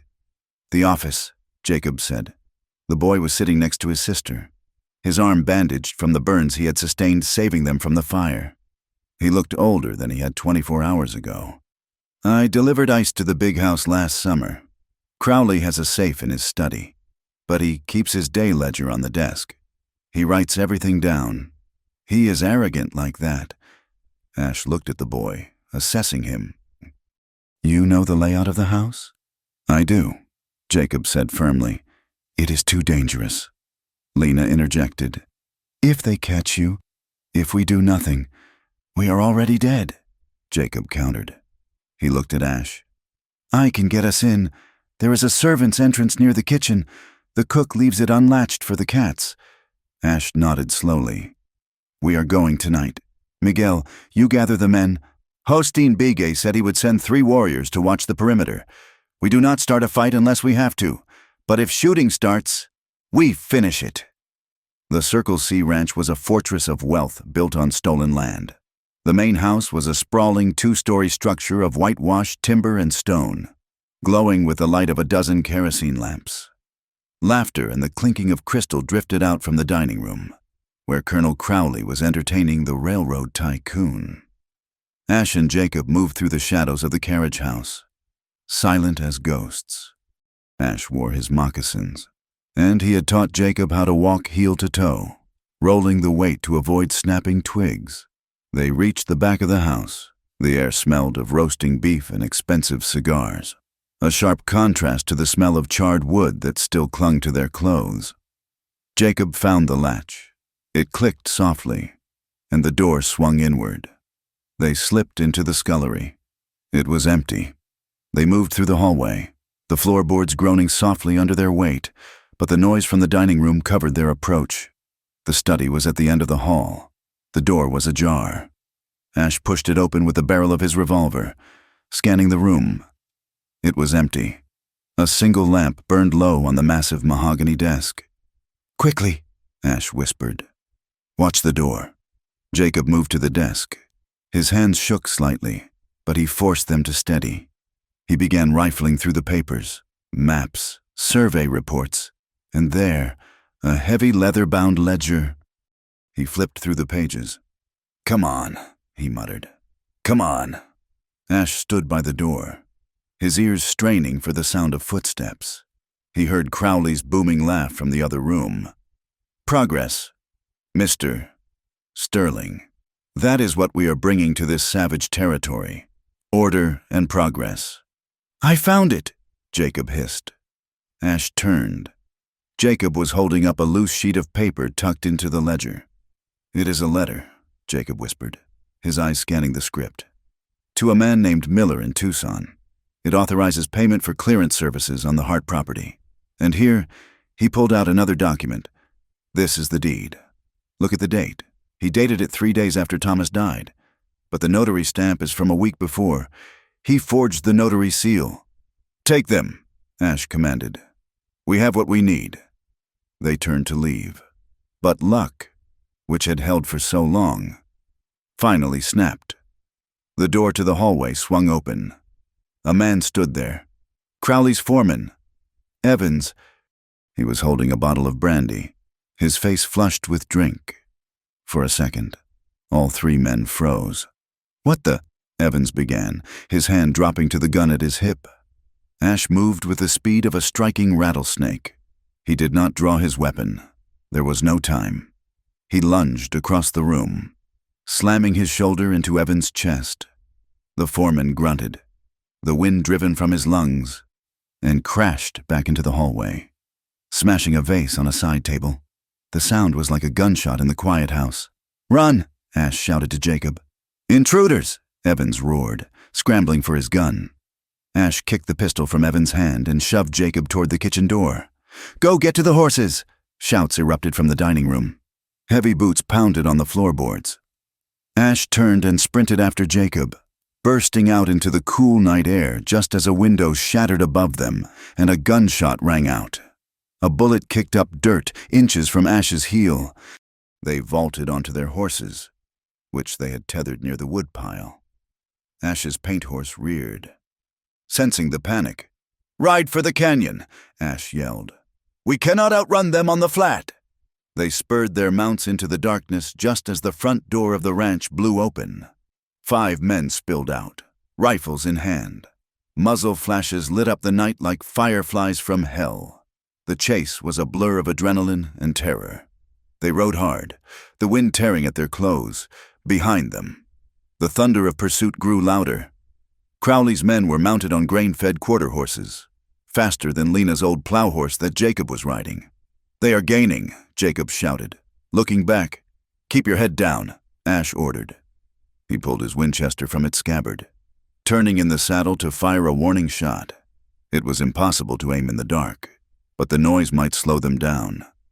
They hit the entrance to the box canyon, the same narrow twisting path Ash had used to bring Lena to safety days before. This was Navajo ground. Ash knew every rock, every twist, every shadow.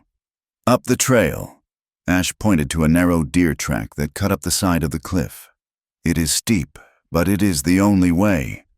They scrambled up the loose shale. The horses wheezed, their hooves slipping on the stone. Below them, the posse thundered into the canyon floor.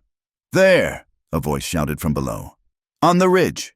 Bullets smacked into the rock face around them, sending stone splinters flying. "Get behind the outcrop!" Ash shouted.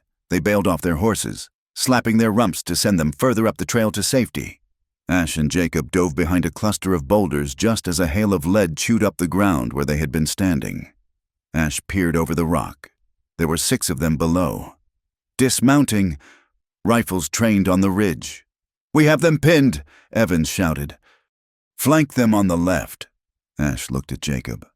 The boy was hugging the ledger to his chest, his eyes wide and white in the moonlight. "Listen to me," Ash said, his voice calm amidst the chaos. "I am going to draw their fire. You climb, get to the top, circle back to town." "No," Jacob said. "I am not leaving you. You have the proof." "Jacob," Ash grabbed the boy's shoulder. "Without those papers, this means nothing. Go!" Ash stood up, firing 2 quick shots down into the canyon. A man yelled in pain. Ash ducked back down as a return volley shattered the rock near his face. He looked at Jacob, intending to push him away, but he saw movement to his right. A shadow was climbing the rock face, one of the flankers. The man raised his rifle, aiming straight at Jacob's exposed back. "Jacob, down!" Ash screamed. He threw himself across the boy's body just as the rifle cracked. Ash felt a sledgehammer impact to his left side. The breath left him in a rush. He grunted, rolling onto his back, and fired his pistol blindly at the climber. The man cried out and fell backward, tumbling down into the darkness. "Ash!" Jacob scrambled over to him. Ash gritted his teeth. His hand went to his side. It came away wet and dark. I am fine, he lied, though the pain was a white-hot lance. Just a scratch. He forced himself to sit up. The gunfire from below had paused, the pursuers wary after losing a man. They are waiting for dawn, Ash rasped. We have to move. Help me up. Jacob looped Ash's arm over his shoulder. The boy who had been a child 2 days ago was now the crutch for the warrior. Together, stumbling and bleeding, they made their way up the final ascent of the canyon wall, disappearing into the labyrinth of stone just as the moon began to set. The town of Red Mesa woke to a tension that vibrated in the air like a plucked cello string. By 10 o'clock in the morning, a crowd had gathered outside the Circle C main house. Colonel Crowley had moved the signing ceremony to his front porch, wanting to display his dominion over the valley. Mr. Sterling, the railroad representative, sat at a small table draped in velvet. He looked impeccable in his gray suit, holding a gold fountain pen. Crowley stood beside him, looking triumphant, though his eyes kept darting to the horizon. His men had returned empty-handed, claiming the fugitives had died in the canyon, but there were no bodies. Sheriff Briggs stood at the bottom of the steps, his hand resting on his gun, sweating despite the morning chill. Shall we proceed? Colonel? Sterling asked, checking his pocket watch. I have a train to catch at 3. Of course, Crowley said, flashing a charming smile. Just a formality now. The land is cleared, the titles are clean. He reached for the pen. The title is a lie. The voice rang out clear and sharp. The crowd parted. Walking up the long dirt driveway was a procession that silenced the town. Lena Hart walked in the lead, her face pale but her eyes burning with a cold fire. Beside her walked Jacob, dirty and bruised, clutching a leather book, and next to him, leaning heavily on a makeshift crutch, was Ash Nez. Ash's velvet shirt was stained dark with dried blood on one side. His face was gray with pain, but he walked with his head high.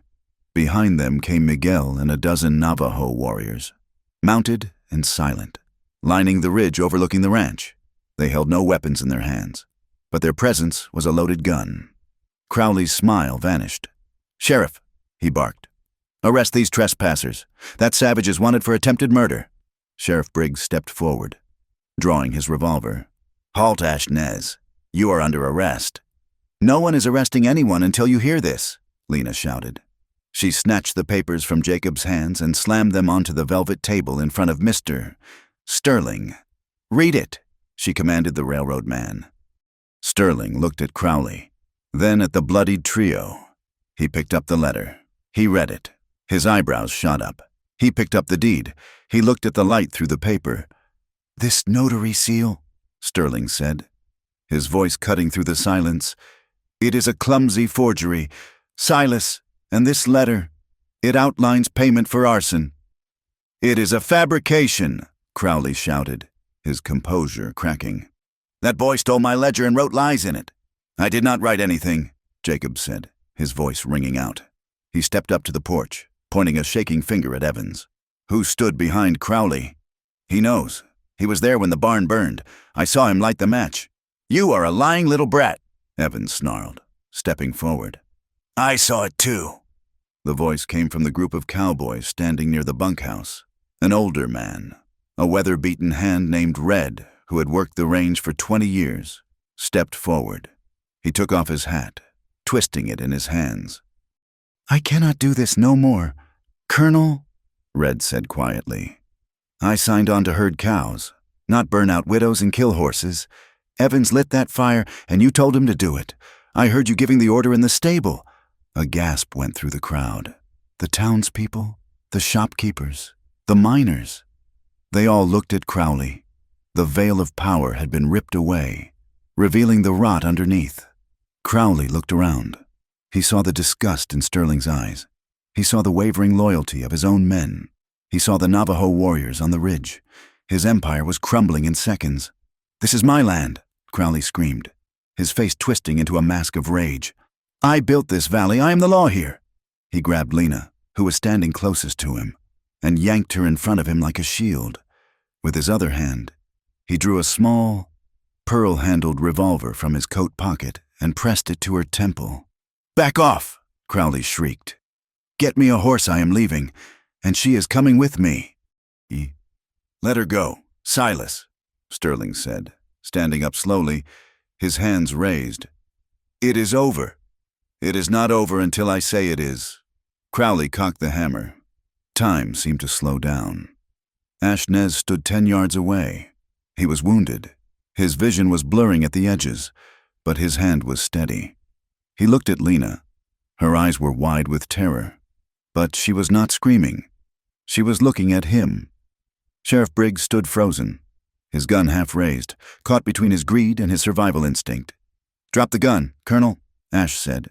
His voice was low, a rumble of earth and stone. "You dirty savage." Crowley spat. "I should have wiped your kind out years ago." Crowley's finger tightened on the trigger. Ash moved. It was not the fast draw of a dime novel hero. It was the desperate, fluid motion of a man protecting his heart. He drew the old Colt from his belt.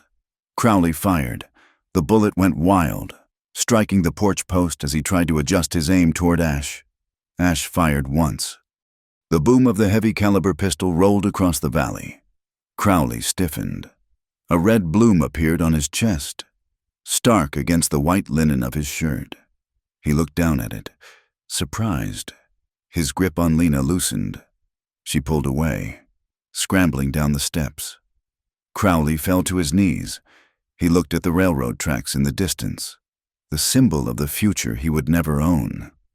Then he pitched forward onto the dust of his own porch. Silence descended again, absolute and heavy. Sheriff Briggs looked at the body. Then he looked at Ash, who was still holding the smoking gun. Briggs slowly, carefully, holstered his own weapon. He raised his hands in the air. He threatened a civilian," Briggs stammered, addressing the crowd. "It was self-defense. I saw it. You all saw it." Ash lowered his gun. He did not look at the sheriff. He looked at Lena. She ran to him, ignoring the blood, ignoring the eyes of the town.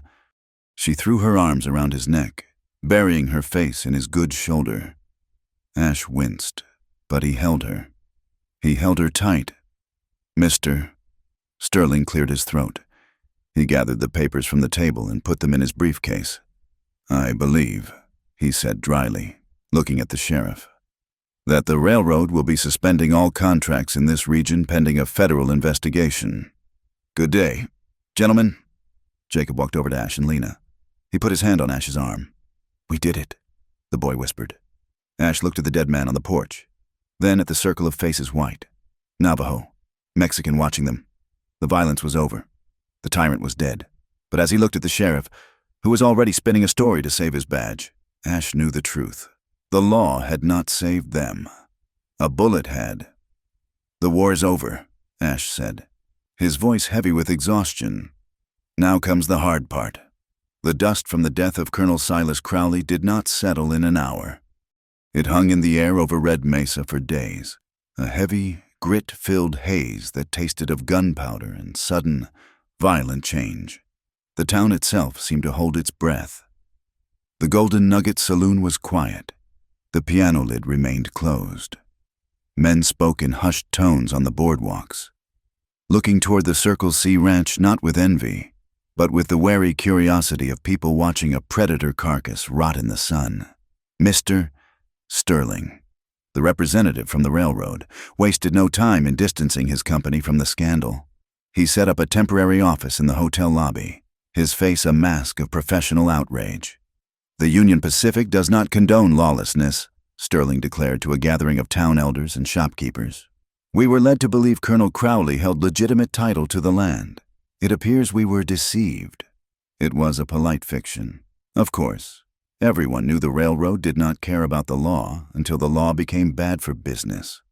But with Crowley dead and the federal investigation looming, the railroad withdrew its surveyors. The tracks would not come through the Heart Valley this year, perhaps not for many years.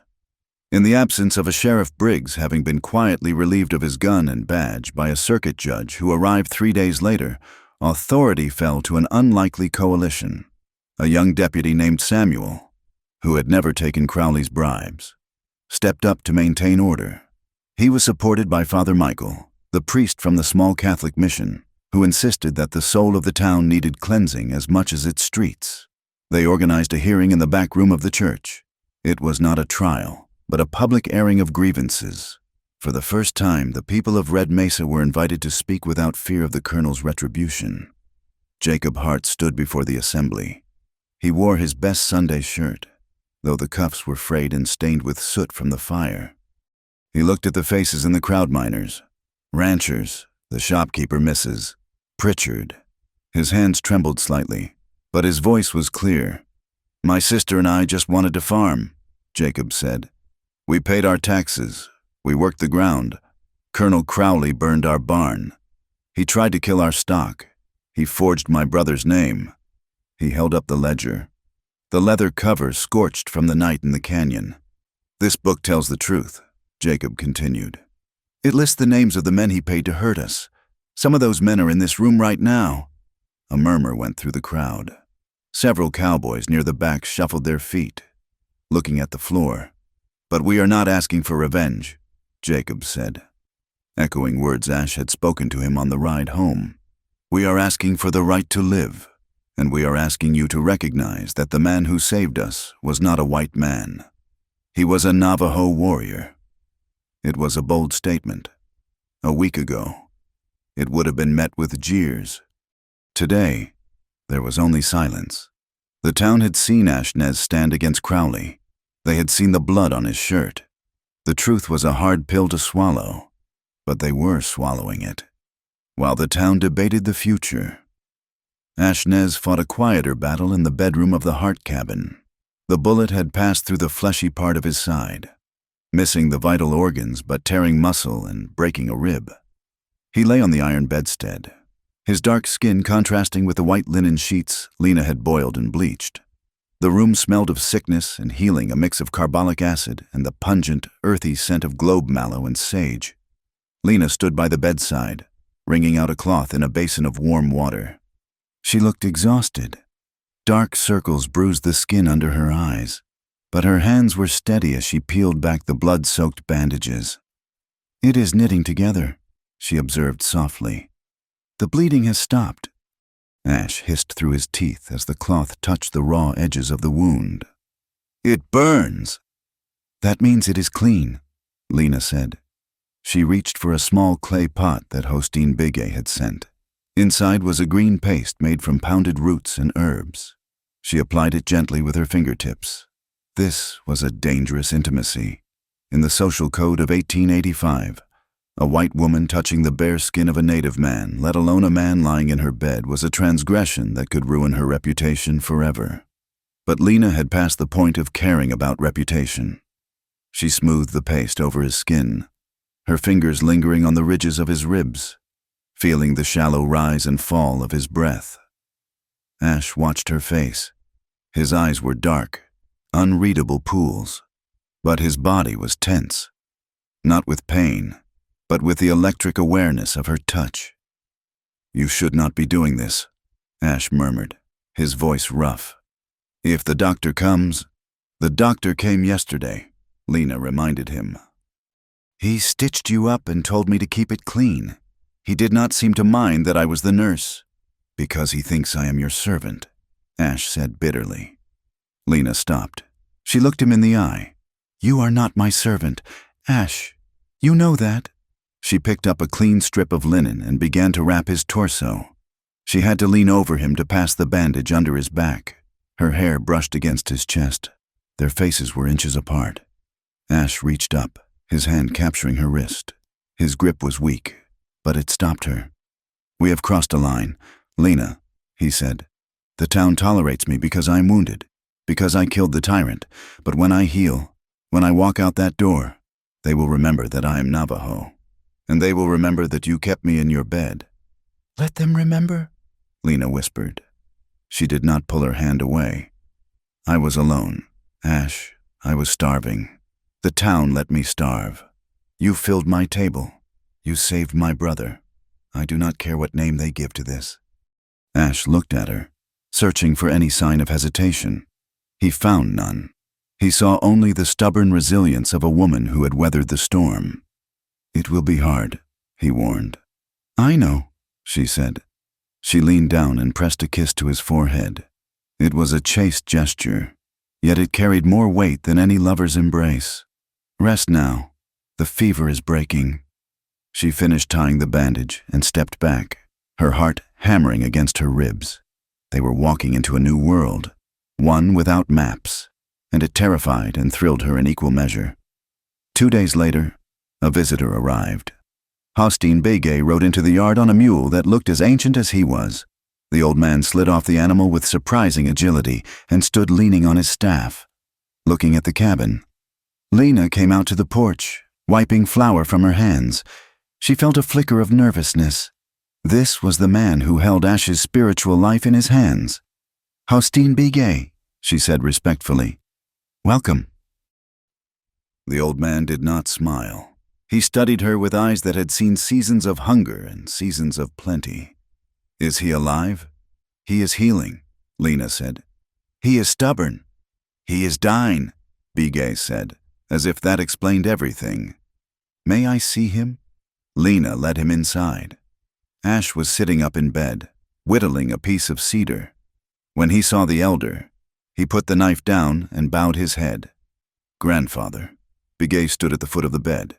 He spoke in Navajo for a long time, his voice rising and falling like the wind in the canyon. Ash answered in short, quiet sentences. Lena stood by the door, not understanding the words but feeling the weight of them. It sounded like a negotiation, or perhaps a judgment. Finally, Begay turned to Lena. "I told him he should leave," Begay said in English. "I told him that mixing his blood with yours is like mixing fire and water. It creates only steam, and then it vanishes." Lena straightened her spine. "We are not vanishing." Begay walked over to her. He was shorter than she was, but he seemed to tower over the room. "The white men are like locusts," he said. "They come, they eat, they move on. When the silver is gone, when the grass is dead, they leave. Will you leave, Mrs. Hart?" "No," Lena said. "Even when the winter is hard," Begay pressed. "Even when the neighbors turn their heads, even when they call your children half-breeds." Lena looked out the window at the scorched earth where her barn had stood. She looked at the garden, where the pumpkins were finally turning orange. "I was born in the East," Lena said quietly. "I lived in a city of brick and noise, but my heart grew up here, in the wind and the dust. I have buried my husband here. I have spilled blood here. This is my home. Hosteen, I am not going anywhere." Begay studied her face for a long time. He looked for the lie, the weakness. Finally, he nodded once. "The roots of the cedar tree are strong because they must fight the stone," he said. "Perhaps your roots are strong too." He turned back to Ash. "Heal quickly, warrior. The tribe waits to see what you will build." With that, he left. Lena watched him ride away, feeling as though she had just passed a test she did not know she was taking. The fall of the Crowley Empire was messy and bureaucratic. The federal investigators arrived a week later. They seized the assets of the Circle C Ranch. The cattle thousands of heads were auctioned off to pay Crowley's debts and the back wages of his men. It was a strange sight to see the great herd broken up. Buyers came from Tucson and Flagstaff. The dust from the corrals choked the air.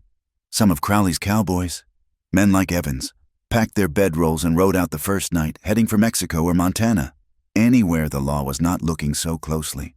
But others, like the old hand Red, stayed. Red came to the Hart farm one afternoon, hat in hand. "Mrs. Hart," he said, looking at his boots.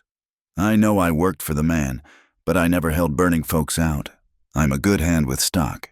If you are planning to rebuild that barn, well, I have got a strong back and I need work." Lena looked at Ash, who was sitting on the porch, wrapped in a blanket. Ash nodded slightly. "We cannot pay much, Red," Lena said, "but we can offer 3 meals and a fair share of the harvest." "That is more than Crowley gave us," Red said.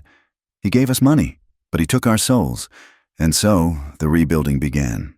It was slow, it was hard, but the sound of hammers ringing in the valley was a happy sound. Jacob threw himself into the work with a new maturity. The boy who had pointed a rusty shotgun at Ash was gone. In his place was a young man who listened more than he spoke. One evening, as they sat by the fire, Jacob looked up from a book, a law book he had borrowed from the new judge. "I want to learn," Jacob said. "Learn what?" Ash asked. "Navajo," Jacob said. "And the law. I watched the interpreter at the hearing. He got half the words wrong. He made the Navajo witnesses sound foolish." Ash looked at the boy with a flicker of pride. "It is a hard language. It is not just words. It is a way of thinking." "I have time," Jacob said. "If we are going to live here, together, someone has to build a bridge. I want to be the bridge." The final test came in the form of a man in a checkered suit. He arrived 2 weeks after the funeral. He introduced himself as Mr. Henderson, a land speculator from St. Louis. He drove a buggy with shiny wheels and smoked a cigar that smelled like money. He sat at Lena's table, spreading out a map. "Mrs. Hart," Henderson said, smiling a smile that did not reach his eyes. "You have been through a terrible ordeal, a tragedy, but fortune smiles on you. With the railroad delayed, land prices are fluctuating. However, I represent a consortium that sees the long-term value." He pushed a piece of paper across the table. It was a bank draft. $2,000, Henderson said. Lena stared at the paper. It was a fortune. It was enough to go back east. It was enough to buy a townhouse in Philadelphia, to send Jacob to a university, to buy silk dresses and never smell cow manure again. "It is a generous offer," Lena said. "It is more than fair," Henderson said. "This land, let us be honest, it is harsh. It is dangerous. A woman alone." "I am not alone," Lena said. She looked at Ash. He was standing by the fireplace, cleaning his rifle. He had not said a word since Henderson arrived. He was waiting. He was letting her choose. She thought about the East, the cobblestone streets, the polite society that would whisper about her widowhood, safety, the boredom. Then she looked at Ash. She looked at the scar on his jaw. She looked at the way he stood, rooted to the floor like a tree. She looked at Jacob, outside in the yard, practicing with a lasso. She realized that the money was not a ticket to freedom. It was a ticket to a cage. "We have worked too hard for this," Lena said softly. She pushed the check back across the table. "I am afraid you have wasted a trip." "Mr. Henderson," Lena said, "the land is not for sale." Henderson blinked. "Mrs. Hart, be reasonable. $2,000. You could live like a lady." "I live like a woman who owns her own ground," Lena said, standing up. "Good day, sir." When the buggy rolled away, disappearing into the dust, Ash finally spoke. "That was a lot of money," he said. "Yes," Lena agreed. "It was. You could have had an easy life." "I do not want an easy life," Lena said, turning to him. "I want this life. With you." Ash crossed the room. He moved with a slight limp, the wound still stiff, but his strength had returned. He took her hands in his. "If we stay," Ash said, "we do not hide. I am done with shadows." "What do you mean?" "I mean the camp," Ash said. "Be Gay and the others. We bring them down from the rocks. We build hogans here, in the valley, on the land Crowley stole. We graze the sheep alongside the cattle. We show the town that we are not ghosts." "It will make people angry," Lena said.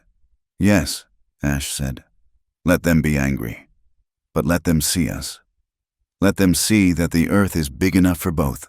Lena smiled. It was a smile of relief, of joy, of a future that finally had a shape. "Build it," she said. "Build it all." They stood there in the quiet cabin, the contract of their future sealed not with ink and paper, but with the beat of their hearts. Outside, the wind blew through the juniper trees, no longer a lonely sound, but a song of endurance. They had chosen the hard road, the rocky path, but for the first time, the destination was clear. The seasons in the Arizona territory did not turn gently. They broke like a fever. The winter that followed the death of Colonel Crowley had been hard. A season of biting winds and snow that drifted high against the new fence posts. But the snow melted, feeding the creek, and the spring came with a riot of wildflowers, purple verbena, globe mallow, and desert marigold that carpeted the valley floor in colors so vibrant they hurt the eyes. 1 year had passed. To a stranger riding through the Red Rock country in the year 1886, the valley would look like a painting of pastoral peace. The charred remains of the old barn had been cleared away.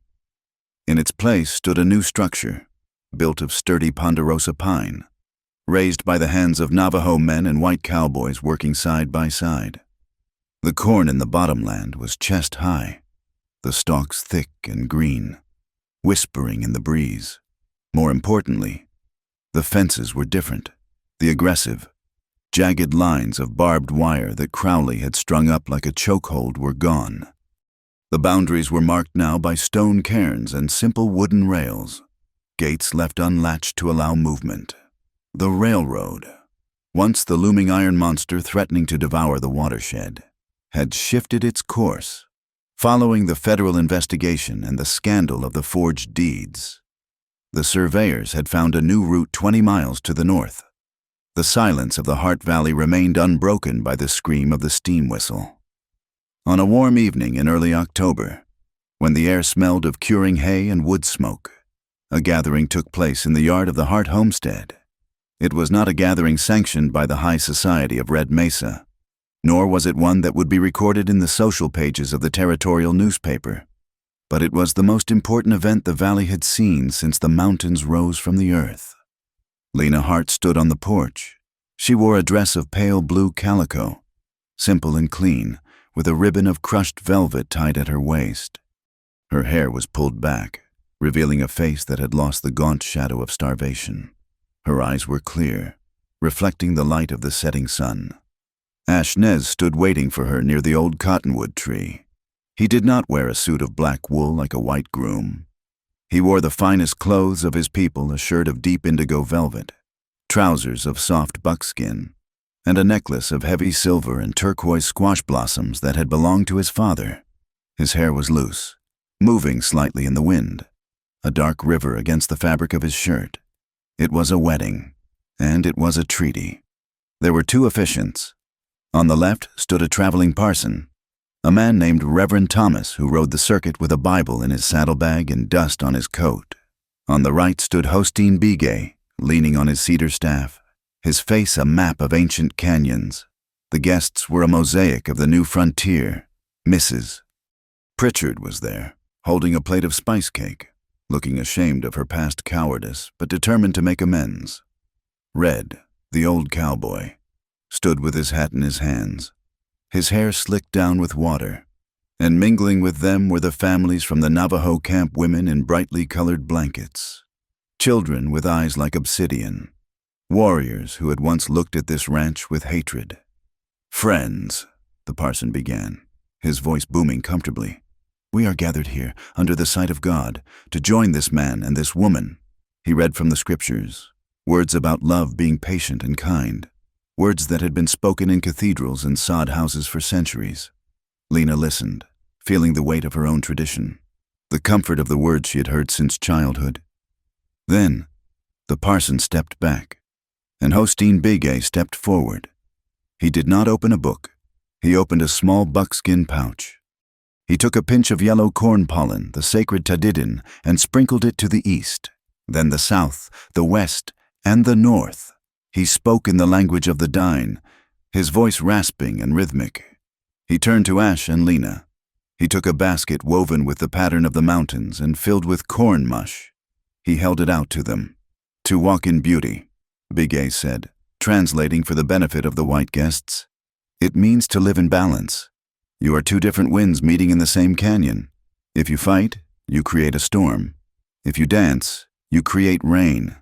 Ash dipped 2 fingers into the basket and ate. Then he offered the basket to Lena. She did the same. It was a communion of earth and sustenance, a promise that they would feed each other, body and spirit, for as long as they walked the ground. When the ceremony ended, there was no organ music. There was the sound of a fiddle played by Miguel, the vaquero, blending with the rhythmic beat of a Navajo drum. It was a strange, discordant, yet beautiful harmony. Jacob Hart stood by the porch railing, watching them. He was 17 years old now, and the year had stretched him out. He was taller, his shoulders broader, the boyish softness gone from his jawline. He wore a clean white shirt and a vest. Ash walked over to him. The warrior placed a hand on the young man's shoulder. "Brother," Ash said. It was a title they had settled on months ago. Father was too heavy a ghost to displace, and friend was too weak for what they had survived.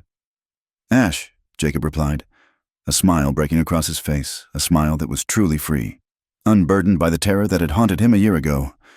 "You look respectable." "Do not tell anyone," Ash replied, his eyes crinkling at the corners. "It is bad for my reputation." "I saw you practicing your vows," Jacob teased. "You were nervous." "A man facing a bear is brave because he has a spear," Ash said, looking toward Lena, who was laughing with the Navajo women. "A man facing a woman he loves is unarmed. That is true fear." Jacob laughed, but then his face became serious. "I finished the book you gave me, the one on treaties. And the law is full of holes," Jacob said. "It is like a fence with gaps. If you do not watch it, the cattle will get out." "Then you will learn to fix the fence," Ash said. "You have a mind for the paper war. Jacob, I can teach you to read a trail, to shoot a bow, to find water in the sand. But you will teach us how to fight them in the courtroom. That is the weapon we need now." It was a passing of the torch, an acknowledgement of their different strengths. They were a found family, forged in fire. The white boy who would become a lawyer, the Navajo warrior who refused to vanish, and the widow who held them all together. Later, as the celebration wound down and the stars began to prick through the violet canopy of the sky, the three of them slipped away from the noise. They walked up the gentle slope of the hill behind the cabin, the place where Ash had once stood and watched the cattle drive, back when he was a stranger. They sat on the cooling sandstone rocks. The valley lay spread out below them, bathed in the silver light of the rising moon. From here, they could see the lights of the farmhouse, warm and yellow, and a mile away, near the bend in the creek, they could see the fires of the permanent Navajo settlement. The two clusters of light were not far apart. The smoke from their fires drifted up and mingled in the still air, becoming one. "It is quiet," Lena said, leaning her head against Ash's shoulder. "The wolves are gone," Ash said softly. "For now. They will come back," Jacob said, sitting on a lower rock, chewing on a stem of grass. "Crowley is dead, but there are other men like him, men who want the water, men who hate what we are doing down there. Let them come," Ash said. He did not say it with aggression, but with the deep, immovable confidence of the mountain itself. "We are not just grass anymore, bending in the wind. We are stone." Lena took Ash's hand. His fingers were warm, the calluses familiar against her skin. She looked at the wedding ring on her finger, a band of silver that Ash had hammered himself, set with a small piece of turquoise. "Do you remember?" she asked. "That day at the store, when you told me to ride with you." "I remember," Ash said. "You looked like you were ready to fight the whole town with a basket of empty jars." "I was terrified," Lena admitted. "I thought I had lost everything. I thought I was riding into the dark." "You were," Ash said. "We both were, but the dark is just the place where the stars live." He put his arm around her, pulling her close. The wind blew up from the valley, carrying the scent of drying corn, sagebrush, and the distant laughter of children playing a game near the campfires. It was the smell of life. Themes that had begun in conflict were now closing in a circle of resolution.